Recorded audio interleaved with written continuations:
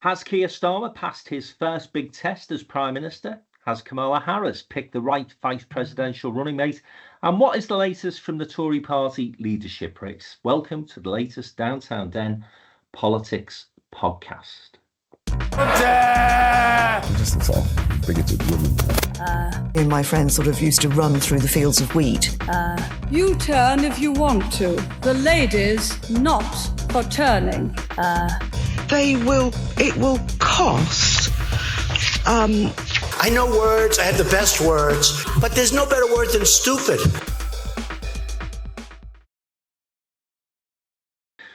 Well, as always, I'm joined by the delightful, the delectable, Nigel Farage's favourite person, Joe Phillips, who is the former advisor to Paddy Ashdown, of course, and Downtown's very own Jim Hancock, still sore from watching his wonderful team, Plymouth Argyle, get absolutely stuffed yesterday in Wayne Rooney's first game as manager. So, James, we won't dwell on that. We may talk a little sport later on, particularly the fabulous Paris Olympics that we've just experienced. But let's talk about the big story of the week, which, of course, has been the continued disruption of some of our towns and cities, the riots, and apparently on Wednesday evening, over 100 riots were expected, or protests, across the country from far-right groups. Lo and behold, they were totally outnumbered by people who went to the streets on anti-protest marches, which I have to say cheered me no end, because I was becoming increasingly depressed at some of the scenes that I was witnessing last weekend. Then obviously some more minor skirmishes on the Monday and the Tuesday. This, of course, all in the aftermath of that tragic attack on those poor little girls, one of whom was buried yesterday. So on Wednesday, when I was watching the news unfold, hoping for the best but fearing the worst, as I say, it sort of cheered me to see so many people taking to the streets who were anti-right-wing. And you recall, guys, I said a few weeks ago, yeah, we've seen this before in the UK. We saw it in the 30s with the black shirts. We saw the National Front. We've seen BNP. And thankfully, we always seem to overcome that horrible racist element within this country, which is a minority. And as I say, Joe, Wednesday night, I was sort of gladdened my heart to see all those people out on the streets defending diversity and defending mosques and Muslims and really speaking out firmly against that hard right agenda. Yeah, absolutely. And it was everywhere. And it was people of every age, every colour, every background. I mean, you know, one of my favourite signs was an elderly lady holding up a homemade cardboard sign which said "Nans against Nazis." But no, you're absolutely right, Frank. And I think there's been a really quick turnaround in public attitude. There's a couple of interesting takeaways from this, and I'm sure we'll talk about it a bit more in detail. One is the swift justice, which I think has been absolutely bloody brilliant. And, you know, I'm really, really, really pleased to see that some posh woman who was putting out the rubbish tweets at the very beginning of all of this has been held in custody since Thursday. Don't know if she's been charged yet. She must have been by now. But we've seen people of all classes, all backgrounds, punished quickly and severely. But the upswell against this, I think, is very indicative of something that maybe the mainstream media hasn't got quite right. Because, you know, whilst the Mail is very good at doing the hand-wringing, oh, this is so dreadful, they have stoked the flames with the fake and phony culture wars. Really interesting piece last week from Sarah Khan, who was Rishi Sunak's racial advisor, about how the Tories had allowed this vacuum to be filled by the hard right, the far right, because they were stoking the culture wars and all the rest of it. And I think Nigel Farage has possibly seen his peak popularity, because I think people have suddenly realised, oh, actually, he was part of all of this, or reform is part of all of this. And then we see that Tommy Robinson, he of the expensive Sunlander in Cyprus, owes millions of pounds to HMRC from dodgy companies and things. So I think not only do we see nasty people, we see nasty, manipulative, greedy people. And I do hope that we actually have now seen a sense of, no, we're not going to let this happen, but it needs to go further than that. And the thing is, Joe, at one point, I think on Wednesday, possibly, trending on that wonderful platform, Twitter, which is now called something else, was Farage riots. And apparently Nigel wasn't too happy with that. And he certainly wasn't very happy when you took him to task on his own programme on GB News. So we're going to put that clip in the show notes. People didn't see it. But let me just ask you, what was that like? Because when you go on any television station as a guest, you're always a little on the back foot. And when the host is actually the guy that you're wanting to attack, I've never quite been in that position, Joe. So tell me what it was like. You're absolutely right. You go in knowing perfectly well that they've got control, because they can go, now we're going to a break, just like you are on this, Frank. You know, you can shut me and Jim up at any time, not that you would dare. Yeah, so you know you've got to be quite measured, and you also know that the worst possible thing you can do is end up having a shouting match. And all I did was ask Nigel Farage why he didn't ask the question that he thought was a valid question in the House of Commons, why he put it out on Twitter. And as you saw and other people saw, he said, oh, it would have been completely inappropriate. You know, that was about sorrow in the House of Commons. And I just said, but it was appropriate to put it out on Twitter. And look what happened. I think, I mean, I don't know him well enough. I get the sense that there's been quite a backlash. And I think, you know, you fight to get elected, you stand in umpteen elections, you suddenly get elected. Well, why not use? And he, of course, he opened the show by saying, you know, we've got a parliamentary democracy, people don't trust it. And I said, well, why don't you trust it to ask the question you wanted? So anyway. And then, ironically, asking for the recall of Parliament as well, which I'm pleased that Keir Starmer resisted. And Jim, I just want to ask you your view of the way in which Starmer has handled this crisis, because I think initially people were a bit concerned. He didn't come out and grandstand in any way. He made a very good statement, I thought, initially. Then it went a little quiet.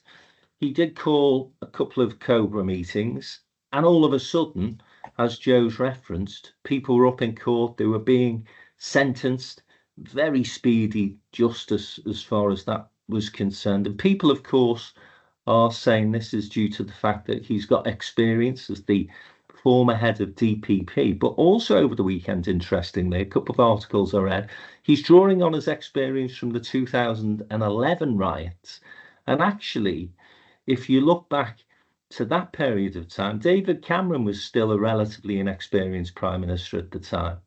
And apparently he used very similar tactics in terms of pulling in the justice services and the police and saying, right, we've got to be seen to be taking firm action here. Personally, Jim, I think Starmer's done a good job. What's your opinion? Yes, I mean, it's quite extraordinary how events sort of, in a sense, not necessarily derail, because Rachel Reeves is getting on with the economic agenda and all the things that were promised in the general election. But there was no discussion during the general election about what the Labour Party's response would be to sort of insurrections all over the country, not a jot. And yet events have dictated things. And he's had no qualms at all about taking a tough line. And I think we can see that it has almost universal political approval, because we've not heard any real criticism from the Conservatives, because they would have done exactly the same thing. So I think, you know, he's, as you say, building on his experience, has given the confidence to the country. Not easy. You just come into office and immediately face that. Theresa May, of course, had the Grenfell fire almost immediately after she became Prime Minister and didn't handle it that well. So, you know, these things are very important for Labour asserting itself. You know, it's always appeared with these Union Jacks behind it, but, you know, it is the law and order party. Just one or two other things about it. I mean, I in my last downtown blog, I had some feedback from people saying that I wasn't recognising the underlying causes of this, concerns about immigration, and the feeling by some of these people that they're not able to discuss it without being called racist. I do think those issues will have to be addressed by the Labour Party in the future, but just not for now. I mean, the other things I've been encouraged by are that on the rarer occasions, but not exceptionally so, when far right protesters have overstepped the mark, whether they be Asians or white people, they have been prosecuted as well. And yes. I think, because there was this poisonous stuff. I think even our friend Mr. Farage was peddling it, and certainly Mr. Musk was, that there's a two-tier policing. I think that's been effectively dealt with, and also that the keyboard warriors are beginning to realise they can't remain anonymous in their houses, stirring up most awful things. But just I mentioned Elon Musk. I mean, I just throw it back to you two.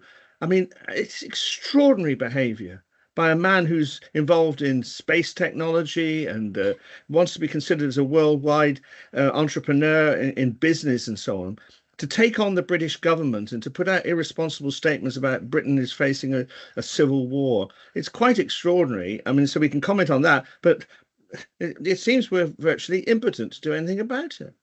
Well, he's a Trump supporter. He's clearly got a populist agenda of his own. He's allowed people like Tommy Robinson back onto his platform, and Trump, of course. And again, I have to say, I think credit to Keir Starmer and the government in terms of the way they've reacted to Elon Musk's bizarre tweets. I mean, they had to respond, I think, to the first one, which was claiming we were on the verge of a civil war.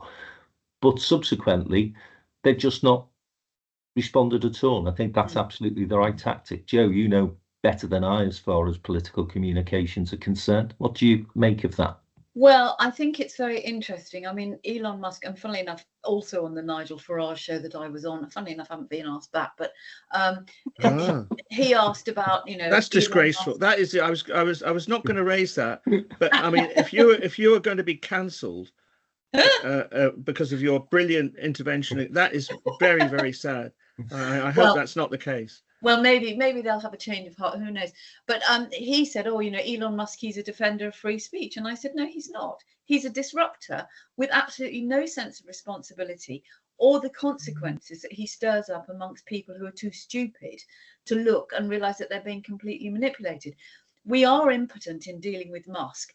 Peter Kyle, the Science and Technology Minister, I think has been very interesting and has pretty much said, obviously we need to look at this, but we need to have a conversation that needs to be about diplomacy and tact, which I know lots of people go, no, you've got to stop it. Well, you can't. You can't make a law, as he said, in Whitehall or Brussels or Bonn about something that is global that you can't control. But the other, a couple of things. One is, if you remember, Tory leadership contender Kemi Badenoch, when she was in charge or involved in the online safety bill, was so furious at the idea that there should be something in there that banned or you could be punished for posting something online that was legal but harmful. And her comment was something like, why would we legislate against people having hurt feelings? Well, I think we understand now why we would. It is, a lot of this stuff is legal, but it's very, very harmful. So I think the online safety bill will have to be re-looked at. I mean, the other thing, just to pick up a little bit on what Jim was saying, really interesting report out from RUSI, the Royal United Services Institute. You can't put them in the box of lefty think tanks or anything like that, saying that it's high time that we regarded this sort of far right unrest and civil disobedience, if you like, as terrorism, instead of just saying it's just thuggery. We need to treat it the same as if it was a Muslim group or another group or something. And I think that raises the stakes hugely.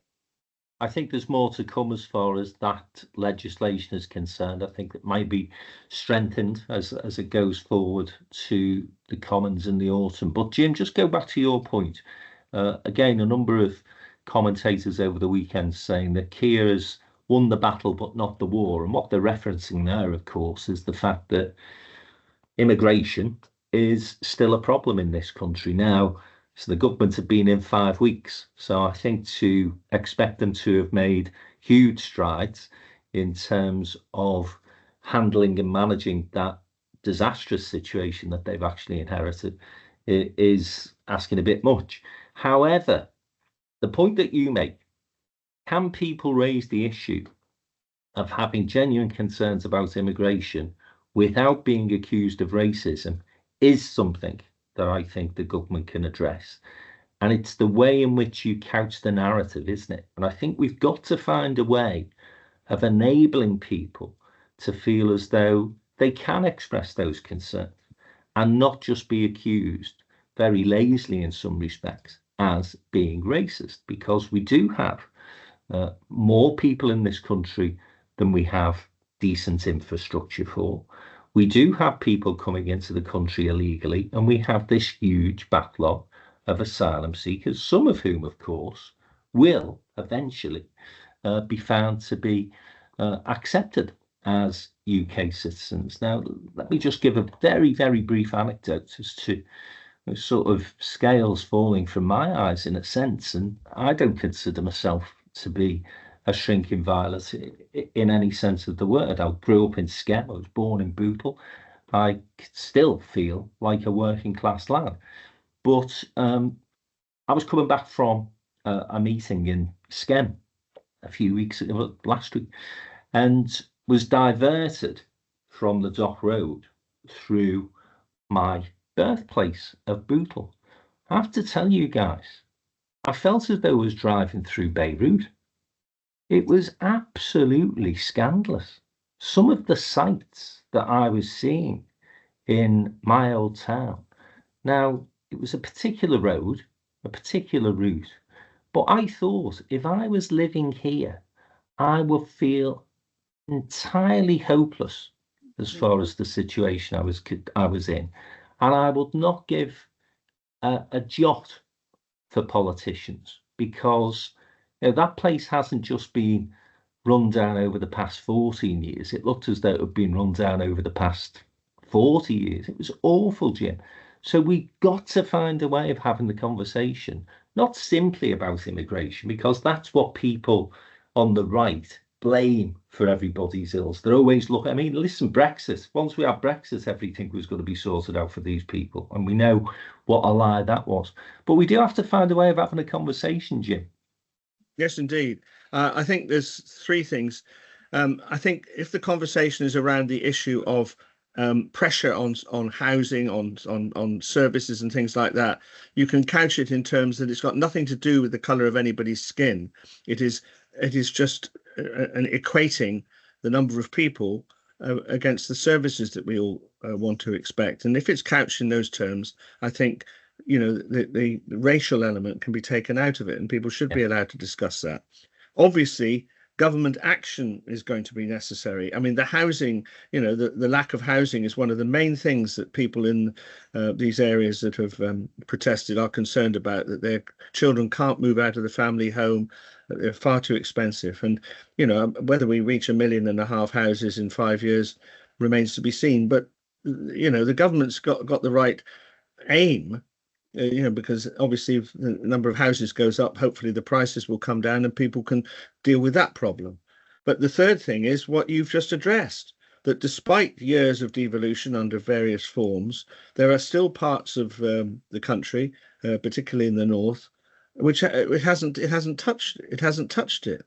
And people have got to see these city regions, these elected mayors, working in partnership with the government, with all bar the Tees Valley. They're all Labour people and they should be able to work together to actually bear down on these things. And this is what devolution actually means. I mean, we can discuss the sort of rarefied aspects of infrastructure and things like that, but it's got to be done. And North Liverpool is a case in point in particular. I mean, obviously we're hoping that with the new Everton Stadium that will spill out and generate things like East Manchester's been regenerated by the Etihad. But more generally, solve the underlying grievances, discuss the issue in terms of capacity, not race, and that may. But it's a long-term thing, Frank, isn't it? and Joe. It is, but I do think you can turn the conversation to a place where it's more nuanced, more positive than where we've been. And the other problem that we clearly have, looking at the pictures from those riots, I look at some of those kids, for example, who are throwing bricks and looting supermarkets. I mean, they couldn't spell immigration. You know, if you ask them to spell anti-immigration, they'd say probably AUNTY. You know, they're just not politically switched on. And again, I think we do have to start to ask ourselves, what is the role moving forward of white working class lads?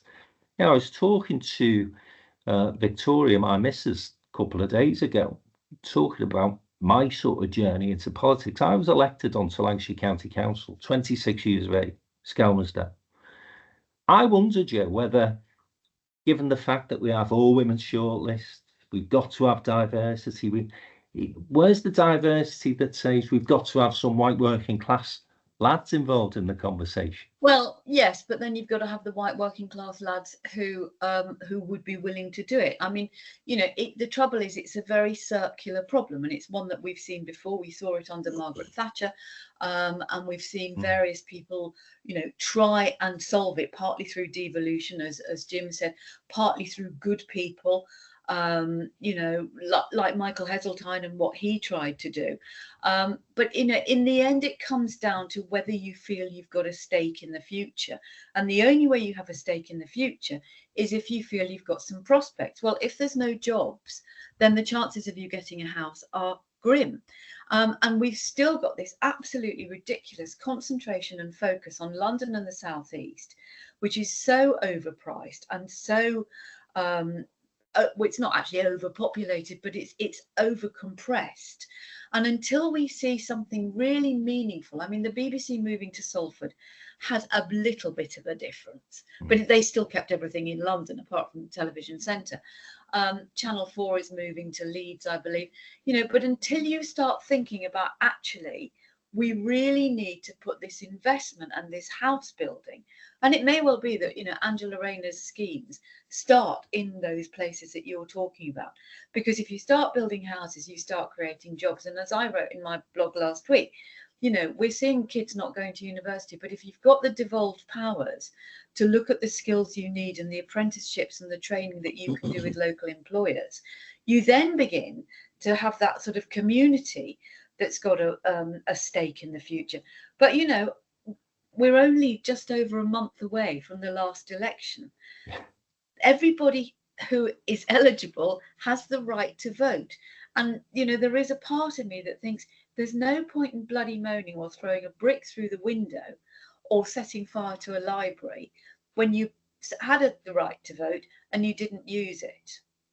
Yeah, and I'd be interested. I mean, I absolutely wouldn't disagree with anything you say there, Joe, other than the fact that some of those kids were sort of 14, 15, 16, Yeah, of course. and they're looking at a future that they see already as hopeless. And I think we've got to somehow, some way, give those people some hope, haven't we? We've got to give them some optimism for the future. And I do think that, and I don't want to bang on about how hard it is to be a white working class lad, because, you know, white working class lads still have more advantages than Muslim blokes probably in this country, but nonetheless, again, it's a bit like that difficult conversation to have about racism. So you start moaning about lads who are disadvantaged, people say, oh, come on, get over yourself. But as I honestly can't see how these days 26-year-old white lad from Sken gets elected to the council in Lancashire. And that's a problem for me. I may be wrong, but I do think that there's that element of, you know, for all the right reasons, gender balance, racial balance, all those sort of things that we absolutely support. And I was a big advocate, by the way, of women-only shortlists in the Labour Party back in the day. But I do wonder whether the pendulum has swung too far. We've taken our eye off what these white working class lads do, because all of the jobs, the well-paid jobs that at one point would have been available for those guys have gone. And saying to these lads in Walton and Bootle, get yourself on a coding course, and you may as well tell me to support Liverpool, just isn't going to happen. It's a problem, Jim, isn't it? But can sorry. I just say, I mean, the thing that I think is most worrying and where this is so ripe within that cohort of the white working class, it is why people like Andrew Tate, you know, the appalling misogynist, have such appeal, because they say, well, look what's happened. And all they're doing, the Andrew Tates of the world, are slightly tweaking what you've just said and said, oh, we've seen all women shortlists. We've seen women go through the glass ceiling. We've got maternity pay and people talking about menopause and this, that, and the other. What's happening to you? So you have to do it properly. I mean, it is a real task, I would say, for every single MP that's been elected. You need to get out there. You need to have your own volunteer task force working within those and try and get the next Frank McKenna, you know, who might be 15 today. Well, I wouldn't go that far, Joe. I don't wish that on the country, but sorry, Jim. Well, no, it's just your thing saying to say to a lad from Walton to go on a coding course, you haven't got a cat in hell's chance. One could sort of come back and say, well, that is the way forward for those people. But perhaps not that. But the point is that when you see the AI revolution. And this morning I was listening to a story whereby a school is going to start using AI only and not teachers. The technological move is racing away from these lads in Walton at a rate of knots. So what can we do? Well, I point to two things. You know, the house, you know, this massive housing initiative will provide those sort of craft jobs that used to give pride to working class men. So the house building, that will provide one thing. And then there's the green revolution. You know, if the government really gets behind that, the conversion of our houses, the insulation of houses, well, there are potentially masses of jobs. There aren't masses of jobs in mining, coal mining anymore, of course, and sadly not as many in engineering, the sort of jobs that the lads from Walton would have gone into. But potentially there are jobs in house building. There are jobs in the green revolution. The other thing we have to do is to get our schools to anticipate the future. Very often the problem with our education is the teachers, and we've seen this with the computer revolution, the teachers are way behind what the kids are actually experiencing. So anticipating the future that far in advance to teach the teachers about what's the world of the 2040s is going to look like with AI is very difficult. But these are the profound issues underlying this, and hopefully it can be solved one way or the other. It's a tough challenge. Yeah, coding was a very bad example, actually, because we need to encourage more girls into coding, ironically. Tony Blair Institute have done masses and masses of work on this, and the government could do worse than look at what they're advising around this technological revolution. And one of the things that I'm disappointed in a sense that all our mainstream parties have failed to do for many years now is recognise that our education system is not fit for purpose. It is so outdated now. I mean, my daughter is 10, is doing the same sort of homework that we were doing back in our day. And it is nonsensical.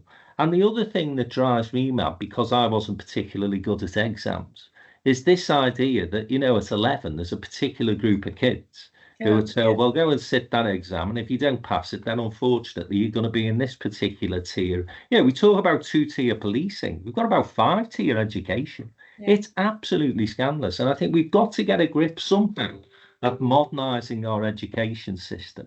And of course, then you've got to deal with some of the self-interest within that, which does include teaching unions. But unless and until we can change the way in having those conversations with people, and not just working class people, it's not working class white lads exclusively as well, but they clearly are a particular problem at the moment. But listen, I'm conscious of Jim's stopwatch, so I'm going to just close the first segment of our programme by saying marks out of 10 for Keir, Joe, as far as his handling of this crisis thus far is concerned. I think today I would give him certainly 8 out of 10, if not 9 out of 10. Yes, I would say 8, even 9 out of 10. Yeah, on this particular point, I think he's got other things to do. I mean, but anyway, I won't. We will come on for some of those, James, in the second part of the programme. I think you should stop your stopwatch when you're rambling on when you don't need to. I'll give him a solid 9. There you go. But he is obviously somebody I greatly admire. So 9 out of 10 for me for Keir. Right, we'll be back in a mo. We'll be talking about the Conservative Party leadership race, and then we'll look to more global elements of what's been happening in the world of politics this week. Stay with us. We'll be back in a mo.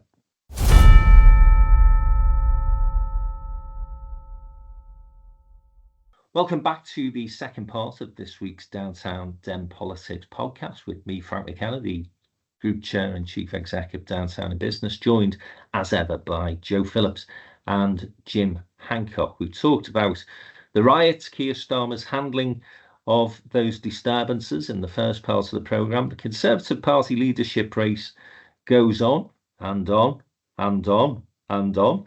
And just very briefly, just to keep a track on what's happening there. The big thing that happened this week, of course, was that Robert Jenrick, who'd had wind behind his sails in a sense, he'd done this really high profile and polished launch event, then took to the screens and the airwaves on Tuesday and said that Muslims shouting God is great should be jailed. And that appears to have knocked him quite significantly in terms of member support. So let me just give you the latest from the Conservative home poll at the weekend. Kemi Badenoch, Jim, I know you're a great supporter of hers. She leads quite handsomely now with a 9-point advantage over Jenrick, who is in second place, followed by Tugendhat, who is on about 11%. And then making up the numbers at this stage are Priti Patel, James Cleverly, and who's the other guy, Jim? He's your man. He's a guy from Devon. Oh gosh, he was pensions minister. This is why he's training badly anyway. Even Jim, who supported him, can't remember his name. Mel Stride. Not Tom Cleverly. Those three are struggling, and Tom Cleverly's out of the race. James is still hanging on in there, but only by his fingertips. So it looks as though it's going to be Badenoch and Tugendhat, because they usually go for a left-wing candidate and a right-wing candidate. I use those terms very loosely, of course. But what did you make of Jenrick's comments, Jim? Very badly advised, wasn't he? Yes, I mean, this has always been his problem, that he feels this need to swing to the right, that immigration is the big thing that identifies him, and hopefully Conservatives are looking for a broader candidate than that. He's still in second place. From what you're saying, it's rather depressing findings that you're reading out to us there, because I do still think that someone like Mel Stride or certainly James Cleverly would be the answer for them, but I can't see why Conservatives can't see the dangers of Kemi Badenoch. She's very pugnacious. She's not a consensual politician. At this stage, the Conservative Party needs someone who's going to bind up the factions, and I think she'll pick fights with certain parts of the Tory Party, and her presentation, looking outwards towards Labour won't be right. But the Tories made 3 mistakes before they got it right in between 1997 and 2010, so we'll see. Labour want Jenrick. There's no question about that. They would be delighted if he was able to secure victory of the Tory leadership. Badenoch, it's interesting, the response to the riots, actually. So Badenoch has said nothing, virtually. Jenrick obviously made that faux pas in terms of the comments he made around the anti-protesters and so on. Then you had Mel Stride condemning Jenrick. Priti Patel basically got behind Starmer's position and said doing a decent enough job. And James Cleverly, after initially being critical of the government, has gone very quiet. Tugendhat said Starmer should call a Cobra meeting. So they're all over the place in a sense. Joe, I know this isn't a particular race that excites you, but any comments on where the Tories are at the moment? Well, I think what you've just encapsulated why they are not fit to be even in opposition, frankly. Rishi Sunak is still technically leader of His Majesty's opposition. I haven't heard him say anything. I know he's in America and he's on holiday, but there is a point where you would actually be saying something as leader of the opposition when the country is facing a bit of a crisis and a bit of a collective nervous breakdown. I think Robert Jenrick's comments, which were fantastically, brilliantly slapped down by Saida Warsi, who, if you remember, she was chairman of the Tory party. Tory party. Yeah. She's now in the House of Lords, and she is, she's a woman who is quite happy to attack her own party. And she said, and what she said was basically, this level of ignorance is so astounding. You go into the House of Commons every day, it starts with prayers. How many events and things do any of us go to, whether or not we're religious or not, where there's either a grace before dinner, there's a response in church to a wedding or a christening or carol concert or something. And Allahu Akbar just means God is great. It is not necessarily any more than jihad is a call to war. Jihad means struggle. I know this. I've worked in the Middle East and I learned Arabic, not very well. And my tutor used to say to me, this is your jihad, my struggle to learn Arabic. It didn't mean I was going to go out and bomb anything. But I just think it's that level of ignorance, and it's willful ignorance within the Tory party. Ruth Davidson, who was the Tory leader in Scotland, who is a good and sensible voice in the Tory party. I mean, she's come out and said cleverly could be the unity candidate, could be the moderate candidate. And as you said last week, Frank, Priti Patel, she might still come in. I mean, I think Kemi Badenoch will be very, very divisive if she gets it. And I think, I'm not sure that the Tory members are ready for a black woman leader, actually. She's apparently, very difficult to work with.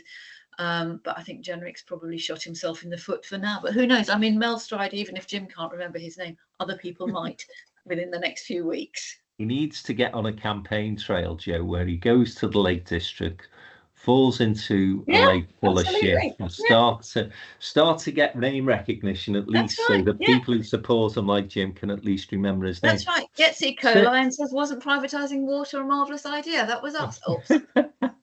Serious point, Joe. Did Jenrick know what that term meant? I don't think so.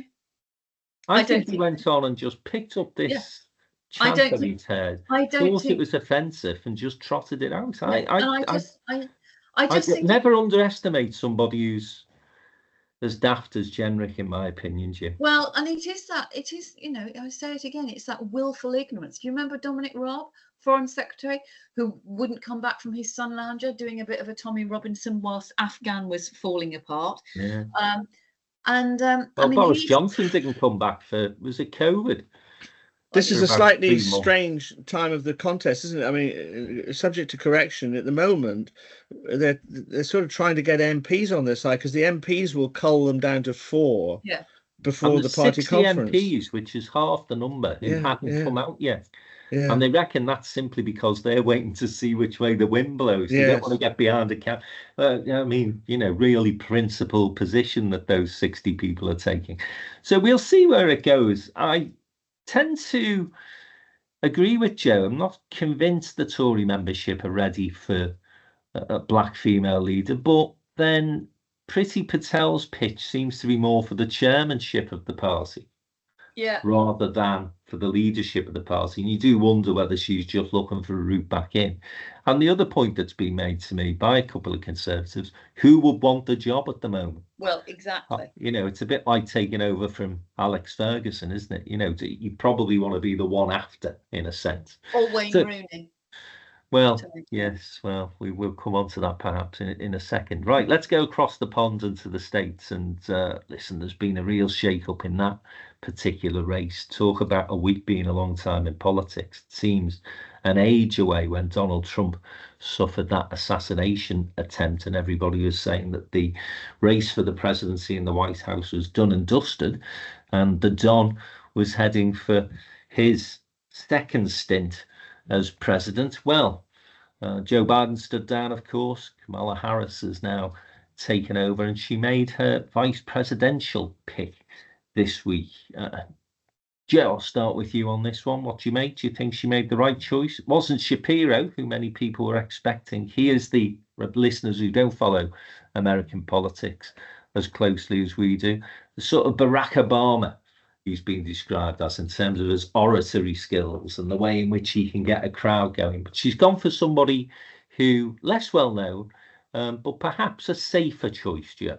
I think he's a very smart. Tim Walz was the guy thing, yeah. Mainly because he's the guy that came up with calling Trump weird, and at that point, apart from the fact that as soon as Joe Biden stepped down, all of a sudden the Democrats were energized. We saw millions and millions of dollars pour into the campaign overnight. Kamala Harris looks fabulous. You know, she's vivacious, she's smart, she's elegant, she's always smiling. You can feel the energy even through a TV screen. And so she's picked a guy he's a dad. He's a sort of middle-aged, you know, we were talking about white working class boys in Britain just now, but, you know, here's a bloke who is a football coach. He's been a services veteran. You know, he's just a regular guy. A friend of mine sent me a little sort of cartoon the other day, and it's a picture of Tim Walz, and it says, the sort of guy who'd come and help you out if you were being troubled by a dude in a bar. And then underneath there's a picture of JD Vance, the bloke who's be troubling you in a bar. And I think the thing about I'll send it to you. You can put it on the thing. But I think, you know, the thing about Tim Walz is he's utterly normal. He will appeal to the dads, you know, the ones who aren't sure about a bit of a lefty woman of color. You know, she's moved in those high echelons of the White House and being a governor and all that stuff. I think he's a great choice, and they've got chemistry. You know, you can see that the way they behave. I think Shapiro would have been problematic because he's Jewish, and you've got the whole Gaza problem and anti-Semitism and all the rest of it. But there are still, as we've said before, there are still big jobs. You know, there's still Secretary of State. There's still other big jobs within if she wins. And the polls are looking very good. I mean, you know, she's moved ahead, particularly in some key states. Trump is fighting dirty. A lot will depend, I think, on the TV interviews in September. And the convention is yet to happen, the Democrat Exactly. convention, where they'll get another bounce in the polls, I guess. Jim, what did you make of her choice for VP running mate? Well, I think Shapiro was obviously the stronger one in terms of the way in which he, particularly immediately after Trump was the attempt on Trump's life, he handled that very well. But his fatal flaw was, as Joe has already enunciated, that he was Jewish and had made some comments on the ghastly situation in Palestine and Gaza that offended the sort of left of the Democratic Party. So he was a victim of the factionalism within the Democratic Party. Just as a sort of sidebar, some people are saying, I mean, I'm a big fan of Kamala, as you know, but some people are saying that if Joe Biden had made it a clear contest right from the beginning, that someone like Shapiro might have got it, and Kamala Harris wouldn't have been the nominee. So she needed strengthening in the vice presidential pick. And this guy, and the key point is that Trump and Vance's attack on him as a left-wing extremist are just beyond ridiculous. I mean, you know, it's a sign of how much they've been caught off kilter by this change in the Democratic ticket, because this sort of assault on these I mean, Kamala is obviously Californian and they can play up some of the left-wing things there. But Tim Walz, I mean, I think he is quite radical on some issues like housing and so on. But, you know, it's just not going to work. It's like putting horns on Tony Blair. That didn't work. Yeah. So I think, you know, it's a good pick. We have to say that normally the vice presidential person is not recognized by most American people who don't follow it like we all do. And it doesn't make that much difference. He is from Minnesota, which is already in the Democratic camp, whereas Shapiro might have brought Pennsylvania. So it's, you know, let's not get too carried away. And, you know, it's interesting. I think we're going to have 3 debates now. But if I don't know whether there's a 2 presidential and 1 vice presidential, but yes, it is. It is. OK, well, but if you know, Vance and Trump just go on playing on their left wing and dangerous, and Harris and Waltz can come over as sunny and cheerful. I just don't think it's going to work for the Republicans, but I still think it's going to be a very close contest. Most Americans are in either one camp or the other. We're only talking about a few million people who've got to make up their minds in a population of 380 million. Yeah, it's going to be a close race, I think, still. But Trump, furious that he's been blindsided, the fact that the Democrats have decided to energize their campaign and get millions of dollars donated to them. It's terrible. And he's actually claiming that the change of candidates at this stage could be unconstitutional. So watch this space. You wouldn't be surprised if he tries to try and play the sort of games that he played last time he lost. And Joe Biden actually did an interview over the weekend, very good interview, ironically, where he said his biggest fear is the threat to democracy. And I think the Democrats have got to keep pushing that line. The other thing I just mentioned, because it made me smile, was that somebody says that Waltz looks like Harris's dad. He's literally 12 months older than. So there you go. It just shows you, doesn't it? But yeah, good luck to them. I mean, it's going to be an interesting race at least now. And as I've said, I think last week we were all fearing that particular contest was done and dusted. But not the case. It's very much alive. So finally, and not finally actually, because I don't want to end on a depressing note, but let's just look to the issues that are so crucial to the outcome of that particular presidential race, and something that Keir Starmer, I guess, thought was going to be his major challenge over the next 6 months or so, which is the global situation we find ourselves in. The Middle East, things continue to go from bad to worse there. An attack on Palestine by the Israelis, which killed, I think it was 70 people in a bomb shelter. And then, of course, we've seen a surprising development in the Ukraine-Russian conflict, where Ukraine have started to make incursions into Russian territory. So, Joe, what are we making of all this? It's very unsettling. It's very unsettling, and I think it's a very stark reminder to those of us that sit around and talk about politics, at our leisure, that, here we are a month on from a general election. We've had riots in the streets. There's an absolute monumental economic crisis looming, and all the things that we already knew about. Keir Starmer, as far as I know, hasn't had a break. He's been to umpteen, international events, and is dealing with stuff on a daily basis. And now you've got Ukraine moving into Russian territory, which is a very significant shift in the Ukraine war, which is now 2.5 years old. Now, Russia is removing people, evacuating people from this area. Military analysts say this is quite a blinder by Ukraine to try and divert Russian troops. But whether or not they've got the manpower to hold that position, who knows? But it will be a very big blow to Putin's ego. But the problem, of course, is that if Ukraine is using weapons that were supplied by Europe or America inside Russia, you raise the stakes terrifically. So that is something that will need very careful watching and diplomacy, and will probably be exercising David Lammy and various people around the Foreign and Commonwealth Office. And as for Gaza, this morning there has been a joint statement from France, Germany and Britain calling for an end to this, because it's almost impossible to believe that the Israeli government can push people further and further into tiny little bits of land and then bomb them and go, oh, we were looking for Hamas terrorists. It was a school, it was a hospital, it was morning prayers. What is going on there is absolutely outrageous, and it is carnage, and nothing will change until Netanyahu is gone. But we've already seen incursions from Beirut into Israel. We've seen Iran now being named as a player in fake news in the American election campaign, and whoever wins and gets the White House later this year will also have to deal with these things. So we talk a lot about domestic politics, but these things will affect us all.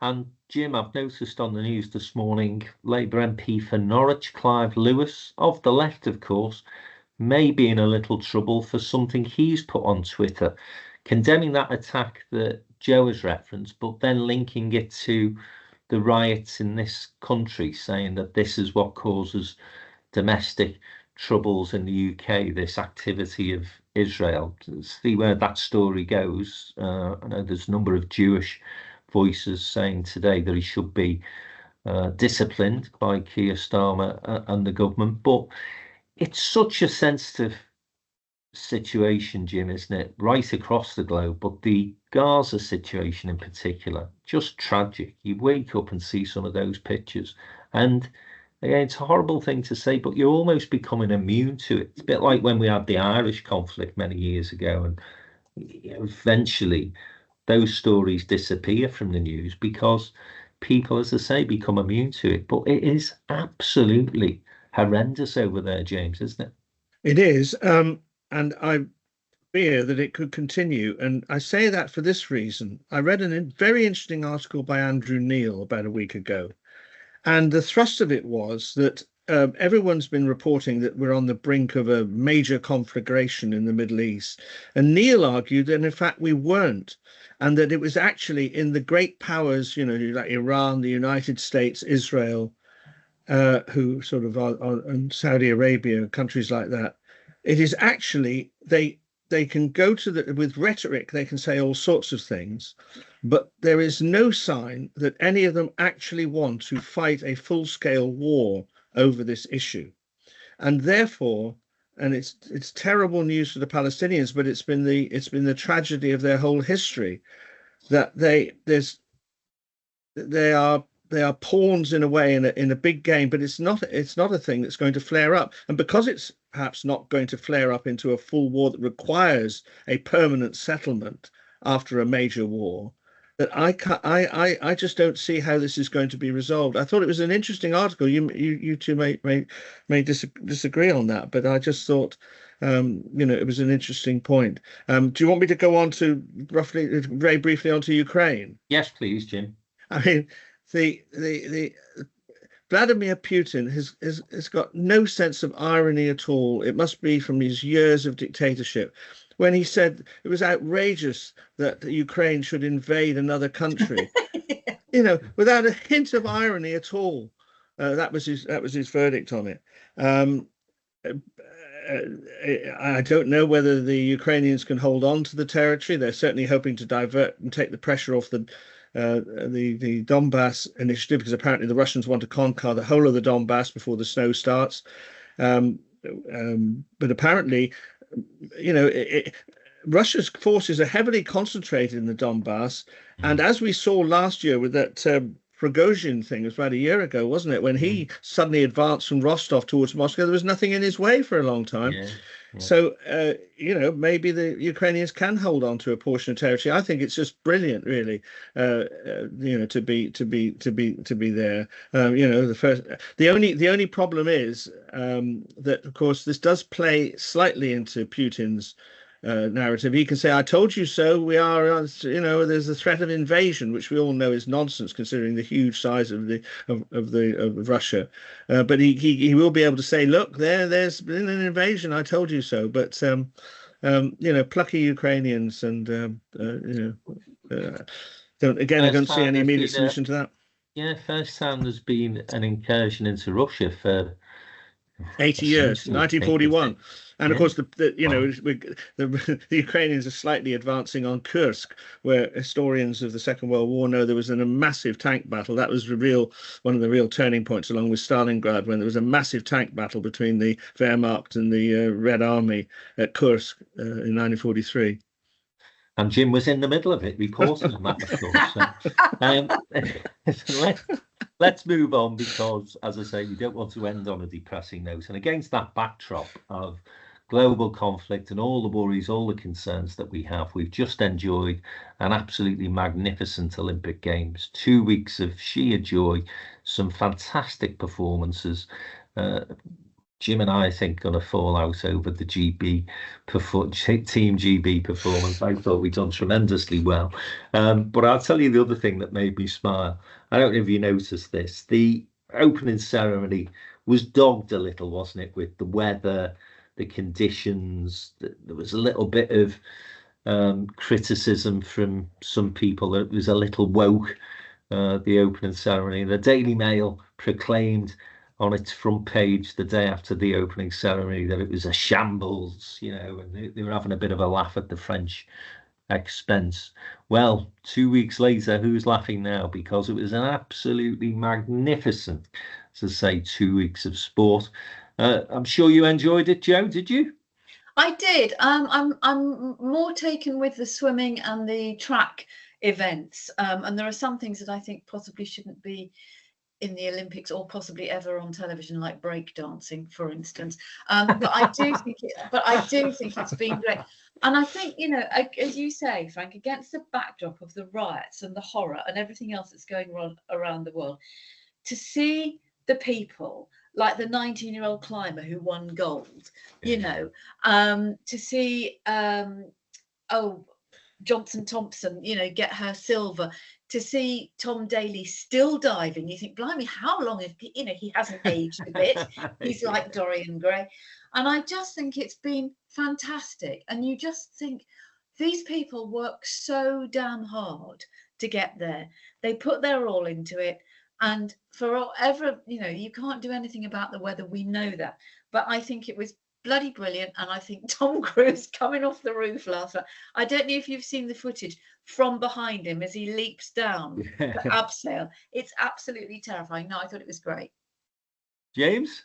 Yeah, Keely Hodgkinson of Atherton, the 800 meters gold winner. What a performance. Yes. What a performance. And that smile that she's got just lit the screens up, didn't it? It was fabulous. Yes, and she's getting a lot of endorsements as well. Should be quite a wealthy young lady, and she deserves it. But she was, I would say, the exception. But I mean, we did miss out on some goals, and you hinted I was going to be curmudgeonly. I don't want to be like that. We got one more medal than overall than we did in Tokyo. But it was a shame that we just missed out. But I do feel for those athletes. 0.2 seconds after 4 years of slog, getting up early in the morning, training all day. 0.2 seconds. I mean, they all deserve our admiration. And Paris did look wonderful. After that initial rain, I think it's been sunny throughout. And seeing the equestrianism against Versailles, and I was watching the women's marathon yesterday, but it was a real race right to the end.